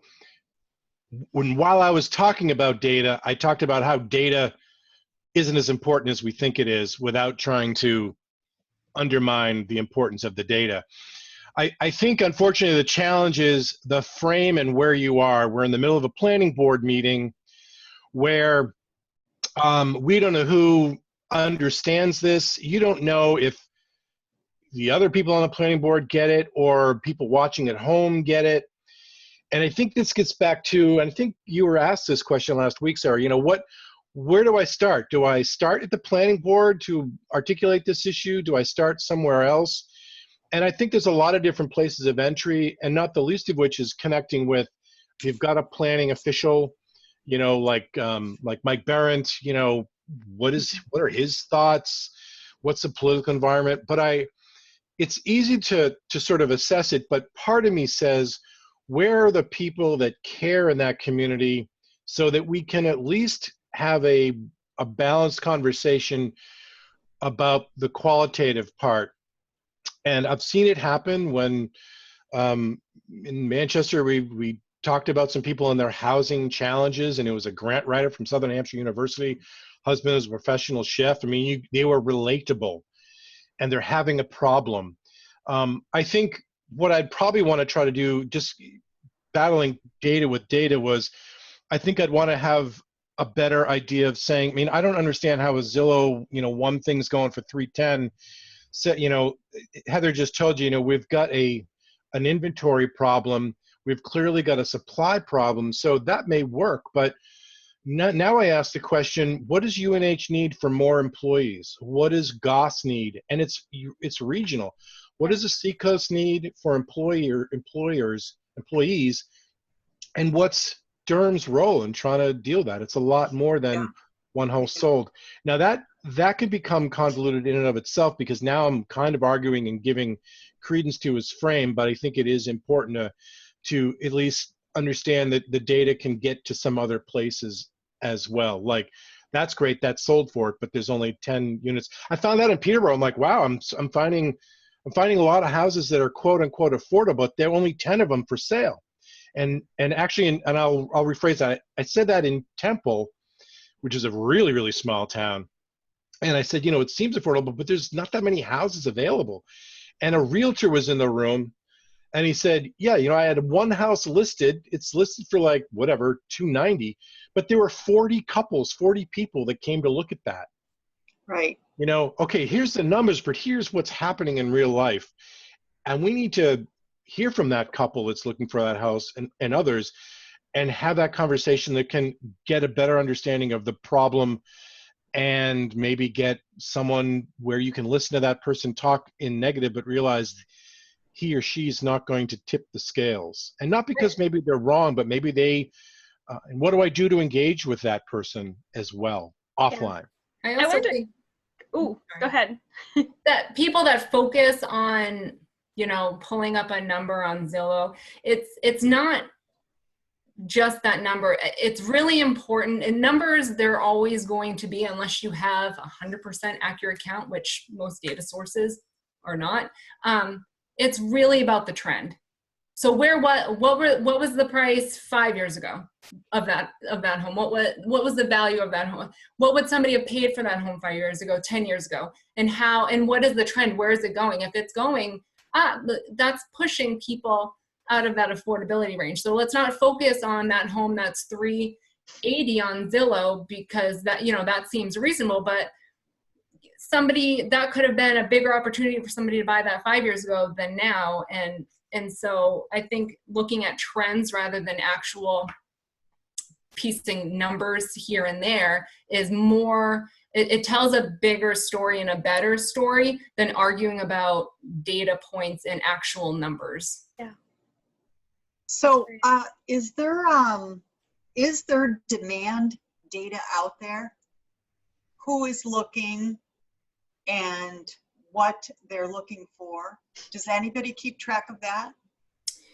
We, so aside from just supply and demand, so we know obviously housing is wanted and needed because the cost has gone up and there's not enough being produced. We internally also have groups. We have a realtor advisory board because we have a home ownership program, and they come in, I believe it's once a month. George might know better. And then a lender advisory group that comes in. And so we get a lot of information from them, and they're really big supporters of our programs, which are tailored more towards first-time homebuyers. But they give us, you know, they're on the grounds and they're dealing with consumers and what they're looking for and what they want. And so we use that as an avenue to get some intel on kind of what's going on. I don't often sit in on those meetings, and I don't know if George runs them, but I know he does the fellowship program, which is for some lenders to work with our homeownership programs. And so I think it's good to get that feedback from them. And they have some stories. I think that's good too. And you know, regional planning commissions do housing needs assessments. You know, I think, and here's the thing. So I know as Russ Tebow has looked at, you know, growth and needs, and of course the environment is changing now, but you know, the needing about just 20,000 additional supply of homes just to keep up with current demand. And so, you know, it's an interesting question, because this is why I go back to incrementally up and incrementally out and the missing middle, because I don't know what I'm going to want. People do know what they want, but in the end, it's kind of borne out that people want a variety of housing choices. Why wouldn't we just, again, from a zoning perspective, say, let's allow that. Let's see where we can allow that. And then getting back to the point of, well, what do I need? What am I going to need in 5 or 10 years? Let the developers who have a real understanding of that know it. And plus, listen to your employers. What are they trying to do? I mean, they're screaming, and we're screaming for employees. And so I sort of say, and so Dartmouth Hitchcock Medical Center and Dartmouth College did an employee, you know, what do you guys want? You could do that at the University of New Hampshire. What are the employees of University of New Hampshire, what are they looking for? The people in Durham, what's your next trajectory? I mean, I know people that are like, yeah, I think I want to downsize, but I don't know where I can in Durham. Right. We need to understand what people are saying qualitatively and at least come to a conclusion that I don't want to spend money on something that's going to tell me exactly how many studios I need and one bedrooms and rentals versus single family ownership. It's just that, can we allow for that to happen in our community and then let the market respond? And I think that gets lost in this equation. We want to solve it by saying, let's make this happen here. And then we can't be nimble unless we let those regulations happen. So, but I think there's a housing needs assessment that's good because it does look at population growth. It looks at economic growth. And of course that has to be revised. And that's why I say even locally, it's like you can look at that again, especially in Durham or in the region. What are employers trying to do? What are the income ranges? So we've got, the median household renter income. We can also kind of find that out, but what are some of the, if I'm a commercial lender at, Citizens Bank, what do I start out making? It might be 45,000. I mean, these are sort of pitting with what we think of the people, what they can afford, and we want them into our community. I go back to our grants person, and while there was still much disagreement about workforce housing, they said, we need to keep someone, like her name happened to be Sarah, we need to keep someone like Sarah in our community. And that's how real that got, without looking at what is Sarah going to need today and then 5 years from now. But we've got a lot of that anecdotally. Look at your own housing story. Some of you, you may be in an apartment now, but where did you grow up? Did you move? Why did you move? What were you looking for? Did someone rent first because they got a new job in a new area of the country or the state or wherever and wanted to have that opportunity to get the lay of the land before they could buy? I mean, this is just human dynamics and social formation. Right. And deformation as well. Right. Good. I could have a multitude of meetings. That's great. And Ben, I think you said something too about something pending, like a housing champion, or? Yes, one of the bills that is in the current legislative limbo is one that would establish a housing champions program at the New Hampshire Office of Strategic Initiatives. So for those communities that want to be promoting the development of affordable and workforce housing and have the regulations in place, they could be recognized as housing champions. And that would in turn give those municipalities some preferential access to state funding sources. I think that's great. That's something to work on, because I know Durham would, that would be an avenue to get them moving. Yeah, and just one thing I want to point out, as I was reflecting on what George was saying about the Durham zoning and the availability of options for the development of age-restricted housing in many zones. There is, remember the slide I had up there about the other bill, House Bill 1629, that if it passed and were signed into law and became law, would require municipalities to give the same incentives to workforce housing as they give to age-restricted housing, including Durham. Mm-hmm. Great. Sarah, you said you had a couple other questions. I do. I have one other data question, and then I have a question for Ben. So I'll do my data question first, because I think it's easy. One of the sort of issues with looking at data and looking at housing, especially on the rental side in Durham, is that we do a lot of per bedroom rentals, and a lot of landlords will argue that we have plenty of workforce housing, because at a first glance it actually kind of looks like on our rental side that we do have affordable housing, because you'll find apartments on Craigslist or wherever people find apartments now. They're $800 a month or $500 a month, or less than $1,000 a month, and it ends up being not for the unit but for the bedroom per person per month. So you might have a 4-bedroom apartment that is actually $2,000, but it looks like $500, and I'm assuming that the rental survey catches that stuff doesn't slip through. Yeah, so the UNH Survey Center has this little guide. It started as a telephone survey, and then we have started rolling out an online survey because people don't answer their phone anymore because everything is online.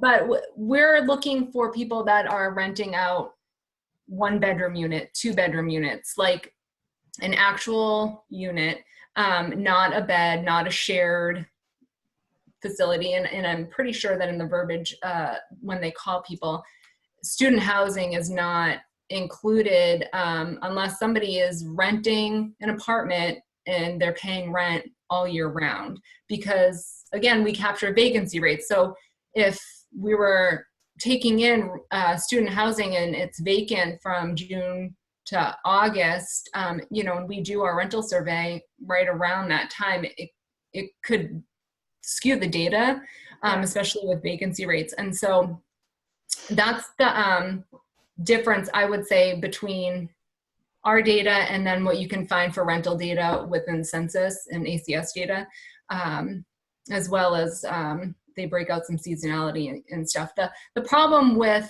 I was looking at the Durham data for our rental cost survey, and it's just, we don't have a very big sample size because it is a voluntary survey.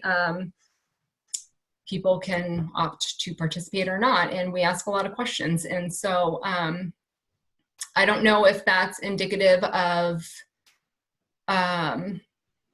a lot of student housing or student rental beds, so people aren't participating, or just we don't have a lot of contacts there. And, you know, we're always still working on getting as many contacts as we can for people to participate. But that would be tough. We wouldn't include that type of information in our data, but if you're looking at a different source of data and they are including something like that, that would be tough to evaluate, because you're not paying for an actual home for yourself. It's more of like a shared. Yeah. So if I can take a swing at that too, from a non-data perspective, and I think one of the things that I try to think in my mind when someone is saying that, getting back to our myriad of housing needs. So I went to UNH, had 3 other roommates, lived on Exeter Road in Newmarket, Ham Street in Newmarket. It was a blast, and it was affordable.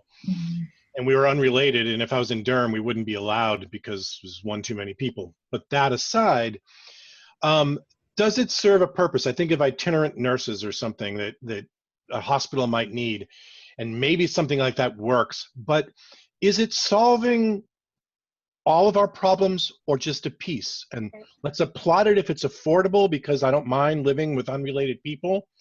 But that's not going to be the long-term solution for our housing choices that change over time. I had someone say that in the Upper Valley. We've got affordable, you know, we're doing some really good affordable micro units. Great. Where do I go after that when I'm done my internship as a doctor or whatever? Well, maybe not a doctor. Maybe I'm an X-ray tech. I don't know. Big Forget all that. I'm making it work, but I'd like to put in roots in the Upper Valley area. What's next for me? So I loved that everything's affordable, but what's next for me? Well, we have nothing next for you. So it's a piece of the pie. And I think it's important for us to not lose sight of our own housing trajectory or those of our friends and family, because I think that helps provide context and understanding rather than data. And I found a Zillow thing, and you know, that's $195 a month, but I don't know the other 4 people that are living there. Right. I think part of what complicates the conversation here is that there is no true distinction between student housing and, you know, housing. And if a developer wants to come in and build multifamily housing, that's great. And I don't personally care who lives there, as in what their occupation is, you know, doesn't really matter to me if it's student housing or not student housing. And I don't personally think that those two populations need to be separated the way that we've segregated them.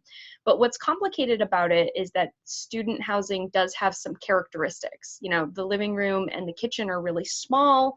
The bedrooms are bigger. Each bedroom might have a bathroom. And then where it gets more complicated, the being rented per bed. So it makes it more difficult for, say, if my husband and I wanted to rent a 2-bedroom apartment, we'd have to pay what, you know, double the rent so that we could get both of the bedrooms or something. I'm not sure how that works. But the biggest thing is that they tend to rent the 9-month leases tend to rent a year in advance. So, you know, last October, November, you signed your lease for the next school year. And it just makes it so that it's clearly student housing, but that we don't technically call it student housing, and there's technically no such thing as student housing, and that makes it a little bit of a complicated conversation here. Well, I think it technically isn't student housing, but who are the people living there, and is it solving the needs and wants of people that you want to attract? And, you know, do you want your grandmother to be, is that her downsizing solution? Right. What's her downsizing solution? Right, and definitely not. But when a developer comes in and they want to build housing, how do we ask those questions or frame those questions? Like, can the lease be signed on a more, you know, regular basis versus 9 months ahead or whatever? That doesn't feel like something that the town, you know, on the municipal level can regulate for. So how do we encourage housing that isn't student housing if we don't have a definition of student housing or don't have ways to address those really specific barriers? So that's a good question. And I am not going to try to answer that, but I'm curious. Me either. My second thing is, I would one developer do that kind of student housing, and maybe another developer truly do, you know, multifamily housing because they see a desire, and so is it important to restrict it or not? But Ben, I want to ask you: is there any, without, and again, we're talking about a 185-page document in Durham, is there a way that you can, with design standards, you know, kind of favor something that I'm just trying to figure that out without making it prescriptive, but something where a developer may favor a different kind of design that would attract me or somebody, you know? Yeah, you could, but that presupposes that you know what the market is going to want to do, what developers are going to want to do. Yeah. And you know, municipalities are notoriously bad at predicting market trends. It's like the federal government trying to regulate the internet. They're a decade behind, and municipalities, you know, local land use regulation is, and George, you've heard this time and again, is reactive. It's reacting to something that has already happened. It's not proactive, thinking ahead for the most part. A proactive regulation is one that is going to be really flexible to allow the market forces to respond to market demand. And as a member of the planning board, I can't really talk about it, but I will tell you that there is a project right now that a developer is proposing that is specifically adult non-student housing. That was his idea, and his sort of incentive is because he loves Durham and he wants it to survive. So, you know, who is this developer or this like population of developers who do the, you know, the good thing for the community because they want to? You know, and I'm glad you brought that up, because I wanted to make sure for the folks in the class, especially ones that are looking at economics of development, a lot of times communities and people say, you know, it's those greedy developers. And I just wanted to be able to refine a point that, number one, as you think about engagement, I mentioned employers and conservation folks, but engage your developer community to find that out. And I hope that communities aren't just, you know, waiting on an altruistic developer, because aside what their stereotype may be, they're profit motivated. So how do your land use regulations allow that profit to happen and get what you want? Yeah. And I think that's an important thing. And when we're really busy trying to make sure we don't get the things we don't want, we make the things we do want out of reach. But I think it's a great question. It's a reminder for me to say, connecting with the developer community is a really huge insight for us as advocates, and for our communities as a whole. And we've used a lot of folks, small developers and big developers, and they're a wealth of information to help you with this issue, and even sort of saying, you know, what would you do in Durham? What, you know, given the population, what would help be a tipping point to do something different? And getting back to Ben's point, that it's, and what I say too is just allow things to happen, and maybe a developer is going to do one thing and maybe they'll do another, and maybe somewhere we'll get a bit more of what we want as opposed to none of it. Yeah. And it's an interesting time in Durham right now because the students are all remote, and sort of watching as the pandemic unfolds that our economy is collapsing a little bit. And it's because Durham as a town did not build a resilient community that was going to withstand this type of economic downturn. Our businesses rely on the business of students, and you know, we have 15,000 customers that all of these businesses lost 3 months early. You know, half of this year is going to be without the students here, and there's a conversation happening that we might be able to like leverage or use this narrative about building a more resilient, more diverse economy and community for exactly this reason. And so it's interesting to see sort of this, I don't want to call it a silver lining of a pandemic, that's gross. But, you know, something that is happening, or this narrative that's shaping because of what's going on in the world right now. I have one more Ben question. Master plan consistency requirement, is this a viable sort of solution? I don't want to call it a solution, but is it a viable option? And for states that do this, how do you, I don't know, measure it, analyze it, make sure that your master plan and your zoning are actually consistent? Well, there would have to be an independent authority that would review the consistency of the land use regulation with the comprehensive plan.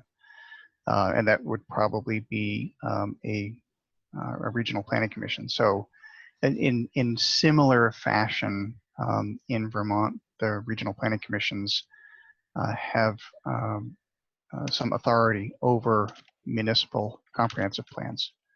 So they can in effect reject them for their inconsistency with the regional plan. It's a similar sort of mechanism. But Ben, wouldn't you say that it's true? Well, I shouldn't even state it that way. So if zoning isn't consistent, or any land use regulation isn't consistent with the master plan, a municipality could be in trouble. I mean, that policy document of the master plan should give them, should lead them to the regulations that they enact. Well, I wouldn't say that they would be in trouble. I would say that a zoning ordinance that is consistent with the master plan is a stronger zoning ordinance. It doesn't mean that a zoning ordinance that isn't consistent with the master plan is going to be struck down by a court. That's highly unlikely. I have a question. Great. I was just wondering, we talked a lot about how the demographic of New Hampshire is just changing in general. It seems that the state is being flooded with, I guess, the older population, and it seems the state is losing a lot of its graduates to Boston and other larger cities. Like, people kind of want to move out. Do you think proper workforce housing, especially one in close vicinity to the university, is key to keeping students in the state, and I guess affordable housing in general? Or do you think that's only like a partial part of the equation to retain young students as we graduate from universities within New Hampshire? I guess I'll start with that. It's funny, at the top of my presentation, I had a tiny house on wheels as a picture, and I saw that. It had a mortarboard on it because that was when I met Sarah in March of 2017. But it was like, this workforce housing is about you. And I think that it does play a role, and you know, your housing wants and needs may change gradually post-graduation, right? And again, I go back to my own experience. I hung out with a couple of my college friends for a couple of years out, and then, you know, things changed. But I also think some of the challenges more community and regional development. What are the things beyond that that people want? You know, let's not overly boast, but let's figure out what's attractive to younger folks in our state. The natural, you know, piece of it, the music and arts culture, perhaps. And so it's a piece of a larger picture. And I think it's a great question. And that's where, again, I just sort of say, what are some of those, what are we allowing for a lot more housing options so that I may move out of this, I pay by the bedroom, to some other unit, a detached unit that someone's offering. And I'm reminded, it took me a while to remind myself that I lived in an accessory dwelling unit in York, Maine on the York River. It was absolutely gorgeous, but it took me a while to realize that's a detached ADU. And they were allowed to do that. And I paid for my view, and my access to the water and the ocean was amazing. And so that worked until I felt like I needed to buy a house. We all have different influencers. But yes, I think having a good place to then move to as you move through your housing and relationships or whatever goes into influencing that is important. But also what beyond that keeps you here. A job, number one. But certainly other amenities, and that's a challenge, because I would never want to put one fine point on it, but some people move away because that's what we do. And remember, there were Brookings Institution study talking about that. We're nomad, we move around and then we come back. I didn't necessarily do that, but a lot of people do, and they want that experience because maybe they grew up in Canterbury and they want to see more than cows being milked or something. That's what I was gonna say. I think people, when they get out of school, I mean, for me, it was finding a job and a place to live and being able to pay the housing costs with your student loans and being able to make that work. And some people find that going to Boston for that purpose, and some people go to Boston because they just want to go to Boston and see what it's like. But I will say, I moved back to my hometown after, you know, I always stayed in New Hampshire, but I went to UNH and I moved around, and then I came back and I'm in Hampstead, New Hampshire, where I grew up and went to, you know, elementary school. And so I think allowing the options for people that, to come back is important. So, you know, even though I wasn't right out of school, when I moved back to Hampstead, I had to buy a home that was foreclosed on, that was vacant for years. It was disgusting. And we had to rehab it to be able to afford a home in the town that I grew up in. And so making it easier for people to come back, I think is critical, because people might move away, and when they want to come back, if they have the opportunity to do so, that's a hand in retaining those people.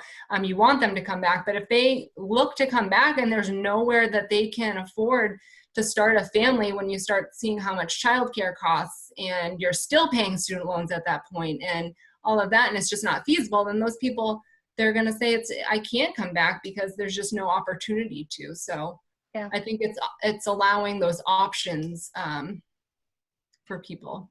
Yeah, totally agree. And it's regional, as I think everybody's sort of said. But thinking about, let's say you graduate and you get a job at the university or near the university, you're most likely going to end up in Dover or Newmarket, because it goes back to that weird complication of, if you want to rent and you need to sign your lease a year in advance, like you wouldn't have done that because you wouldn't have been thinking about what you were going to be doing after graduation. Mm-hmm. And George and I both have that in common, that we just sort of like never left New Hampshire. I went to York. Yeah. All the way to York. Yeah, I have never lived beyond like 15 minutes away from UNH. So this was my ADU in York, Maine. Oh wow, that's check beautiful. That out. I should have never left. Wow. $650 a month. What were you thinking? That's so beautiful. How'd you get those pictures? I just went on to Zillow. I can't believe it's on there. So funny. I'm wondering, Sarah, how many people work in Durham or for the university that would want to live in Durham but can't or don't. I'm wondering if any type of survey has been done of that, because I think that would be a telling story. Yeah, I'd be depending on what the interested results in are. knowing that too. I do have a few sort of anecdotal stories of somebody who lives in Durham and works in Durham, but recently got a divorce, won their house that they can't afford in the divorce with their 2 kids, don't want to uproot their kids out of the school system, but don't have anything to downsize into. And so there's sort of that little like complication. But Can they do an ADU and rent it? I think that's what they're going to do. Yeah. I think that's literally what they're doing. They're going to stay in the house and rent out the ADU so they can afford it, which is great. ADUs are an awesome way to sort of promote home ownership in a weird roundabout way, or, you know, for sale affordability. But it would be nice to have that information, because I'm thinking about, like, you know, people who work in the school system. We actually have a lot of employees. We have, you know, municipal staff, we have UNH employees, we have the folks at Goss, we have the folks who work in the school system and the police department and the fire department, which are, you know, 2 people who you want to live near your community for when there's an emergency. And it'd be nice to know, not only can they afford it, but if they could, would they want to live here? I mean, it's a pretty awesome town, so I'm leaning toward yes, but I'm totally biased living in the downtown. But it would be good if there was a way to figure out that information. And I know there's some commuter data, like how many people are commuting in and out of a town that they're working in. I'd love to see that for this town. That's all census data, and I actually think the Sustainability Institute has those numbers of how many people live in Durham and work in Durham, at least for the university. So we can get those numbers. And Sarah and I am going to help Sarah after we get all the students' papers in. Sarah and I are going to work on those together this summer, put things together. In fact, hopefully then be able to have a charrette again, hopefully we'll get back to normal and be able to do something like that where we can invite people who do want to live in Durham and what they're looking for, and get the kind of power of those people. So the real demand out there, like you had said the term the faces of people. And there must have been I know in the regional needs assessment, they have faces of people. They have little pictures, and then this is what I'm looking for, or something like that. So I think that's what you were referring to. But I think if we do this charrette over the summer or in the fall, we'll have that kind of input. So I have somebody knocking on my door. I think we're at 6 o'clock, you guys. The time is by. Did students have any other questions? We've lost a few during the process. There's Audrey, Maggie, and Anna, Claire, and Stephen, and Hannah, Michael, Charles, Shubin, Evan. You guys have any other questions? Hannah had a question earlier. Thank you for that, Hannah. Anybody else? I think this has been wonderful. Again, I thank all of you guys for putting this together for us. I really appreciate it. I have about 10 pages of notes that I can't wait to go through. Have those key things that I can talk to the students about. And I'll collect questions from the students and keep this dialogue There is a going. question. Yeah, hi. Oh, good, Claire. Hi. Are we gonna have access to the slides that each of our speakers have made up for us? Yes. I also have a bunch of notes, but I can't write that fast. Yes, we'll make sure that all 3 presentations are sent to Mary as well. And I'm sure the recording is going to be enormously large, so I'll find a way to post it to YouTube so you can get a link to it. Cool, thank you. And Sarah hit my other question, like about renting prices, like if it's ever per room, how do we catch that? Like, because my rent is cheap, but I have roommates, like, and that's cool. Right. So thanks for asking that, Sarah. And it's just weird dealing with data in Durham, because it's different than all of the other communities in its own bizarre little way. So Definitely. Yep. Great. Well, shall we call it a night, ladies and gentlemen? Sure. That was wonderful. Thank you so much. thank Thanks for you. We're happy to do it. Yep. So long. Take care. Have a good night. Okay, good night, everybody. Bye. Night.